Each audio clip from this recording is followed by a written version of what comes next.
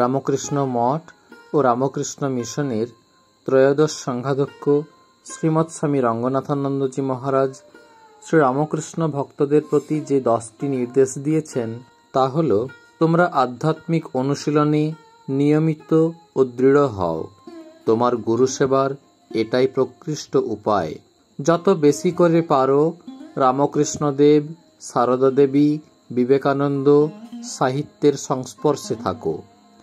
অন্ততপক্ষে সপ্তাহে একবার করে মঠে নিয়মিত যাও এবং প্রার্থনা ও আলোচনা দিতে অংশগ্রহণ করো। মঠের বিশেষ উৎসবগুলিতে তোমার উপস্থিতি যেন বাদ না পড়ে। মাঝে মাঝে মঠের সন্ন্যাসীদের সাক্ষাৎ প্রার্থনা করে তাদের সঙ্গে ব্যক্তিগত যোগাযোগ রাখার চেষ্টা করবে এবং সাংসারিক কথাবার্তায় কালক্ষেপ না করে সময়ের সম্পূর্ণ সদ্ব্যবহার করবে। মঠের সেবাকার্যের জন্য মনে করে তোমার আয়ের একটি অংশ রেখে দেবে এবং এইভাবে সেবাকার্যের সুষ্ঠু সম্পাদনে মঠকে সাহায্য করবে।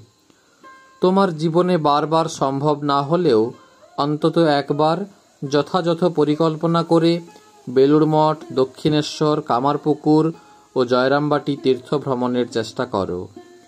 যদিও অন্য ধর্মের কেন্দ্রগুলিতে যাওয়া ও মানুষের সঙ্গে দেখা করার পূর্ণ স্বাধীনতা তোমার আছে, তবুও মনে রেখো এটি যেন তুমি নিজে রামকৃষ্ণ বিবেকানন্দের আদর্শে যে জীবনধারা গ্রহণ করেছ তাকে যেন কোনো মতেই প্রভাবিত না করে। তবে এই ব্যাপারে স্থানীয় মঠের প্রধানের সঙ্গে আগে পরামর্শ করে নিলে ভালো হয়।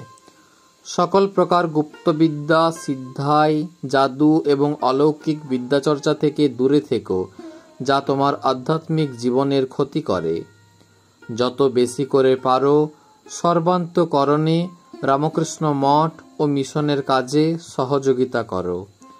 তোমার আত্মীয় স্বজন ও বন্ধুবান্ধবের শুভ অনুষ্ঠানে একমাত্র রামকৃষ্ণ বিবেকানন্দ সাহিত্য উপহার দাও।